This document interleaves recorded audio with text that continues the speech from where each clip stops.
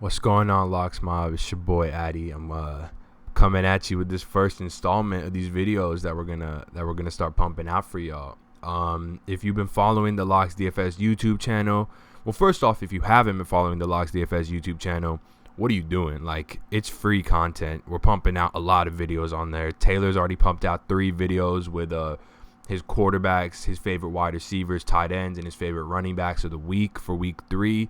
And I'm here bringing y'all my favorite GPP plays of week 3. Because if y'all know me from my Fetty days, or if you know me from since I've joined up with Locks, you kind of know that the way I think is a little more GPP oriented. I like to think outside the box as opposed to playing all the chalk plays. But I think there's a strategy in that, and maybe we'll get into that as this sort of like series goes on. I think there's a strategy in that, in just, you don't have to play bad. When people say GPP plays, you don't have to think of these off the radar, like these completely off the radar plays. You can play GPP plays with cash game builds, in the sense that, like, cash game plays that work for cash games, but people just aren't looking at them for whatever reason, and it's just about going through it over and over again, and you'll find it, So I'm here to bring you a few of those guys, so I feel like are just going kind of overlooked, despite being, in my opinion, premier plays at their position. So we're gonna start it off with quarterback, and this is gonna be for both DraftKings and FanDuel. And in quarterback, we're going to go cheap. I like to go cheap at QB. I think there's going to be a ton of ownership in Mahomes. If you look up here, you'll see I have on Roto Grinders, they have these projected ownership rankings, or projected ownership percentages, I guess. So we're going to be using these. I actually rarely ever use these, but I think it gives good context as to who's going to be chalk and who's not going to be chalk. I don't know if these percentages are going to be right, but it does give you a little bit of idea on who's going to be chalk. And if you ever see me looking this way, just know it's because I got my monitor set up, so I'm just kind of like reading through stats and blurbs that I have highlighted about our specific players.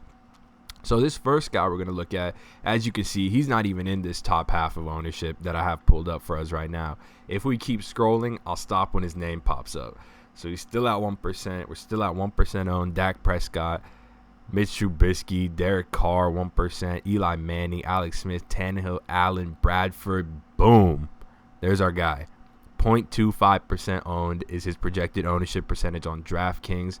And it's Joe Flacco, man. I think Joe Flacco is going to be our guy. Now, if we look at this, I think that was my EPL 3, man, that popped up. But I dubbed it, by the way. Shout out Hardy. If we look at this now and we go, this is Vegas's team totals. Now, pardon me, because my internet's running really slow. I think because I'm screen recording this. But if we go look at the projected points for this game, and this is the first thing I like to look at. But if we look at this, we see we have Denver.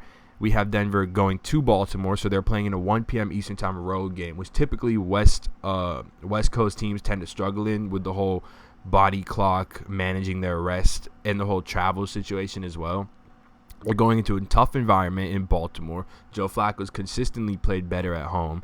This is a guy who's got the over-under in this game has jumped 2.5 points, with 60% of bets on the over. So a fair amount of sharp money on the over, and it's rising. And 25.5 is a pretty decent team total. Like, this is solid. This is solid for your quarterback. They haven't projected to score a little over 3 touchdowns. And now that kind of brings us to Joe Flacco. Now, if we look at Joe Flacco himself, first off, he's 5.4K.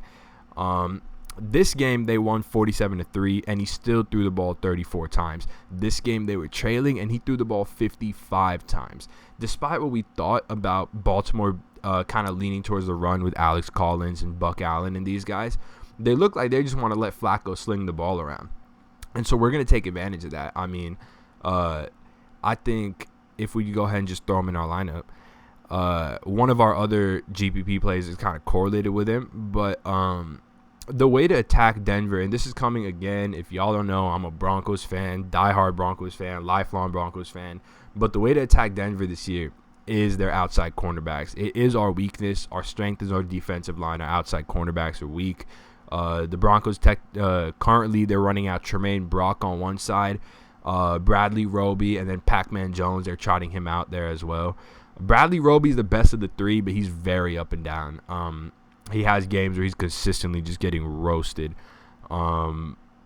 So Denver's really only strength at cornerback now that they keep Talib is on the Rams. Denver's only strength is in the slot.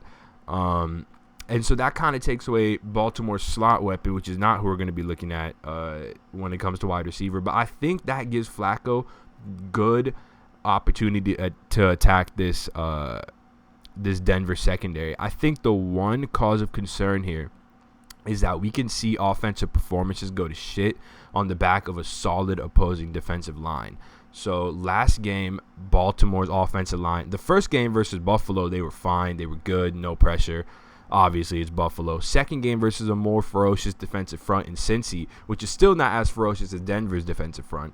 Cincy got to Flacco, they sacked him on, I think, 4 times. They hit him 8 times. So his offensive line did let him down that game. I like them to rebound a little bit because I don't think they're a horrible offensive line. I think they're okay.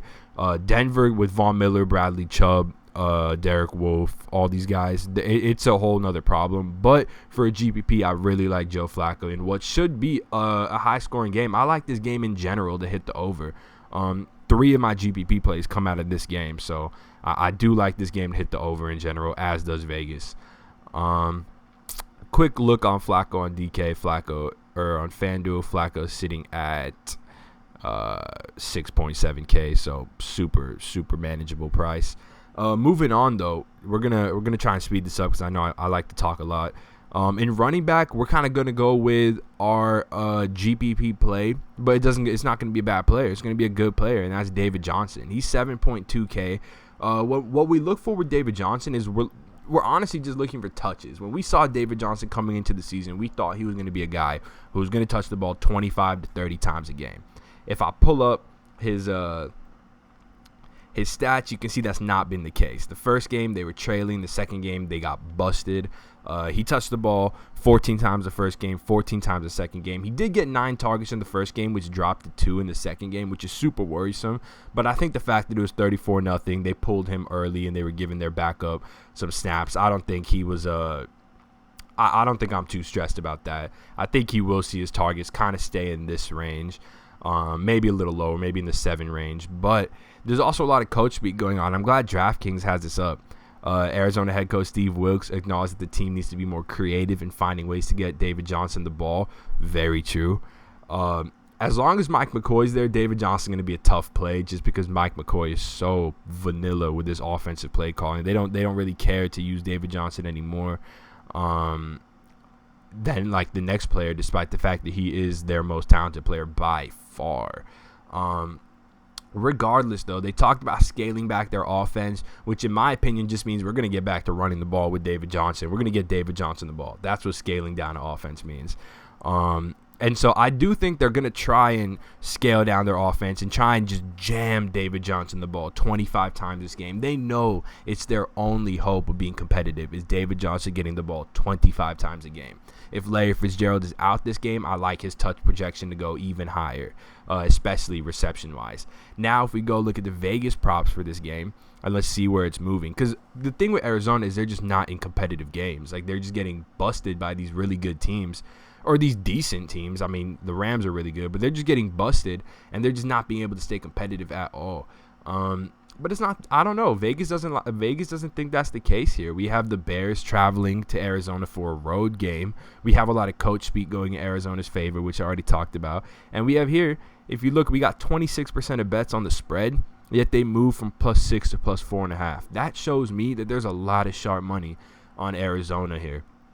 I like that the over-under is risen by 1, or I should say the total is risen by 1 from 38 to 39, which is still really low. Not bad when you're taking a running back, but this is sort of a game script thing. David Johnson's kind of a guy who's neutral from game script as long as his team's not getting dusted. And I don't think they're going to get dusted this matchup. I don't think Vegas thinks they're going to get dusted this matchup. And I think that leads the coaches to just giving David Johnson the ball 25, 30 times a game and seeing, hey, maybe this is our best strategy, scaling the offense back and kind of just rolling with DJ as our offense. For wide receiver, I got us 3 guys moving on to wide receiver. I got us 3 guys. I'm going to talk about them all really quickly. The first guy, Calvin Ridley, he is 3.7K on DraftKings, and he is sitting at, 5K on FanDuel. They talked about how last week they wanted to get Calvin Ridley the ball more without Devontae Freeman in the lineup. This is the same case versus the Saints. We project, we know Devontae Freeman is going to sit this one out. So Calvin Ridley has got free range to increase opportunity. What that increased opportunity meant was 5 targets, 4 receptions, 64 yards, and a touchdown, which is really, really good. The bad part is he only ran 21 pass routes, and that leaves us kind of in 2 spots. We think he's either going to have an increase in his pass routes run, and that the fact that he got 5 targets on 21 pass routes is pretty good. That we either think that's going to happen, or we think he's going to stay around there, and that makes him a poor play if he's going to stay around only 21 pass routes run. I think it's going to be towards the former. I think they're going to make an effort to get Calvin Ridley the ball more. He looked dynamic when he had the ball. He was quick. He had burst. I was watching this game. It was a lot of fun to watch him. So I definitely think we have let me move this real quick. Yeah, so I definitely think we have opportunity here to target these secondary pieces as part of this game. Now, of course, we know this game has the crazy over-under. It's sitting at 53.5 right now. It's not really moving anywhere. Sort of a little bit of love on the Saints, but nothing crazy. So I think getting some secondary exposure to this is really, really sharp. Like I really like Julio Jones this week. He's probably going to be a guy that's going to be in my lineup, but he's going to be fairly chalky, I assume. If not, jam him in, but I think he will be. But Calvin Ridley at 3.7, a good way to get secondary exposure to this game. If he does anywhere from 5 to 6 targets, he could easily get you a similar game to this, which you will take in a heartbeat. So I'm on this. I'm on this guy for sure. My bad. I'm trying to find a better way to when I pull up their stats. I have to draft them into the lineup. Otherwise, I can't remove it with the way that the video's set up. But never mind. So my other guy now, and this guy, I hope he's the cover boy. I have Christian making the thumbnail for this video. I told him to make him the cover boy, so we'll see what happens. Because this guy I am very high on, and that's John Brown. I love John Brown. We talked about Denver's secondary issues with Bradley Roby, Tremaine Brock, and Pac-Man Jones on the outside. That is their weakness. John Brown can exploit that. He leads Baltimore in air yards. He runs 77% of his. He has almost double the air yards of Michael Crabtree. He has 3 red zone targets. Michael Crabtree has 1 red zone target. He runs 77% of his routes on the outside, so he will avoid Chris Harris Jr., who is the only imposing threat in that Denver secondary. And like I said, I love his QB this week. So I think a big component of this is going to be his QB having time to throw versus Denver. But I think he will. Vegas thinks he will. They think they score over 3 touchdowns this game. So I think my bold call of the week is going to be John Brown over 100 receiving yards and a touchdown. Which is bold, obviously, for John Brown. I mean, he's 4.8K. If he's doing that for you for 4.8K on DK, you're eating. But if we look last week, man, they won 47-3 this game. He got some decent work for a 47-3 game. I mean, 4 targets, 44 yards, and a touchdown. It's not bad. Then versus Cincinnati, this was nice to see. 10 targets and a touchdown. Just dominating stats for this team. He's definitely the guy to own. If your season-long players want a Baltimore wide receiver, this is the guy. And I think we see some impressive games from John Brown as the season rolls on. The next guy I want to target is actually right back in this game. I like the idea of having Joe Flacco, John Brown in a GPP lineup. Even though John Brown, I might even play him in cash. You could run it back actually with Demaryius or with Emmanuel Sanders. I'm going to choose to run it back with Demaryius. You can run it back with either, though. But the thing with Demaryius is you're just getting such an insane amount of targets for 5.2K. I'll pull it up for y'all. I mean, boom. There you go. This guy got 10 targets week 1, 11 targets week 2. He has not been efficient with these targets. And that's just something Demaryius Thomas, that's just who he is. He drops a lot of balls. He's not that efficient with his targets. He's no Michael Thomas, as like we talked about on the pod. If Michael Thomas is getting 15 targets a game, you can project him to catch almost like 13, 14 of those. If Demaryius Thomas is getting 15 targets a game, he might come down with like 9, which is still awesome. And we've seen these big-bodied receivers give Baltimore trouble. We saw A.J. Green do it in the past. Demaryius, despite all the hype for Emmanuel Sanders, he's the one leading them in air yards. He's the one leading them in end zone looks. And obviously Case Keenum still trusts him. It hasn't been working, but he trusts him. He's 5.2K. His team should be trailing. Baltimore's got a severe cornerback problem. Not problem, and it's not severe, but they did lose Jimmy Smith, and that did kind of bump their defense down a bit. And so I really like Demaryius Thomas, just picking on these Baltimore cornerbacks. And I think this game, like I said before, I think it hits the over. So I really like a John Brown Flacco stack, and running it back with DT is awesome. Anyway, see, like this, I gotta move this, exit out of this. Maybe I'm doing something wrong, but that's how I see it. Anyways, now we're going to move on to tight end. And at tight end, actually, let me do this real quick. Let me show you guys where Rotogrinders has John Brown and DT and these guys kind of coming in as far as projected ownership goes. My bad. I'm also watching a baseball game at the same time. So, all right. Going on at wide receiver here, if we scroll down, we see Emmanuel Sanders pop up with 7.5%, and there's John Brown at 7.5% owned, which is just way too cheap for a guy with his kind of upside. Demaryius Thomas 5% owned at 5.2K. I mean, I love him. I love both those plays a lot this week. Tight end. Anyways, let's move on to tight end. Let's go to looking at this pool. I think the chalk of the week, as we know, is probably going to be George Kittle and Eric Ebron with the Jack Doyle news. I like both those guys, but I think right in the middle of both those guys is where I want to go, and I think it's going to be an overlooked spot. This kind of like mid-range tight end. I really like Trey Burton here a lot, but I think the guy I'm going to go with is Jared Cook. Super high on Jared Cook coming into this season. A lot of good coach speak for him in the offseason. Derek Carr talked him up. John Gruden talked him up.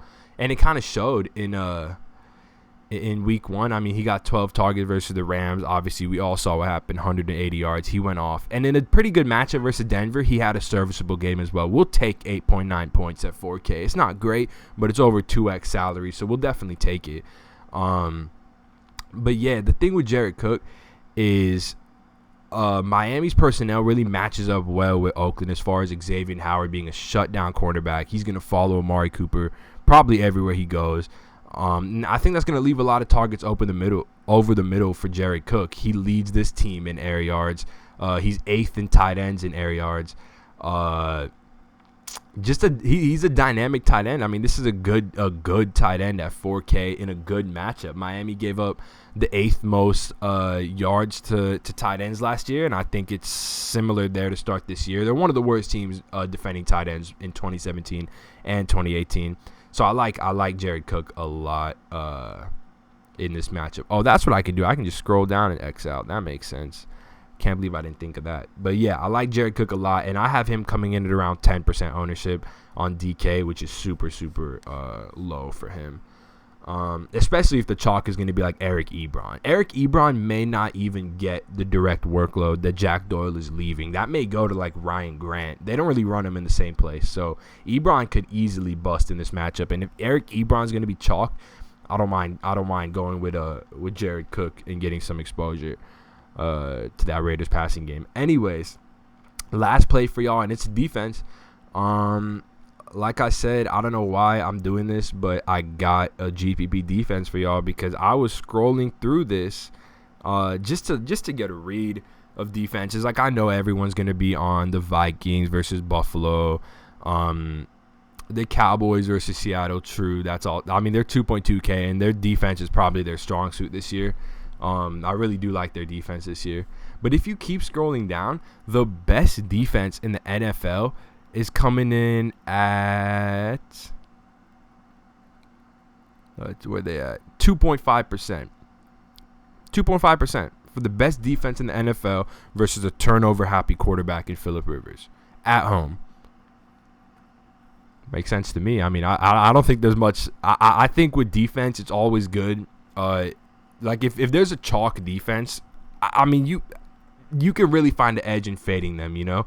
And I think for me, when it comes to fading, I like to fade with good players, you know? So I think if I'm fading this chalk defense, I want to fade them for a better, talented defense, and that is the Rams defense. I mean, they have arguably the best defensive player in football in Aaron Donald. They have 2 shutdown corners with Marcus Peters and Aqib Talib, and they have Ndamukong Suh in the middle, and that's just 4 pieces. They're deep, top to bottom, safety, linebacker, defensive line, secondary, everything is deep. This is going to be tough for the Chargers to do anything. Even with a talented Chargers offense, still going to be extremely difficult for them to move the ball at all versus this Rams secondary. I know the Chargers are better than the Cardinals, but the Cardinals didn't even cross half until the garbage time possession, the last possession of the game. They didn't even cross half.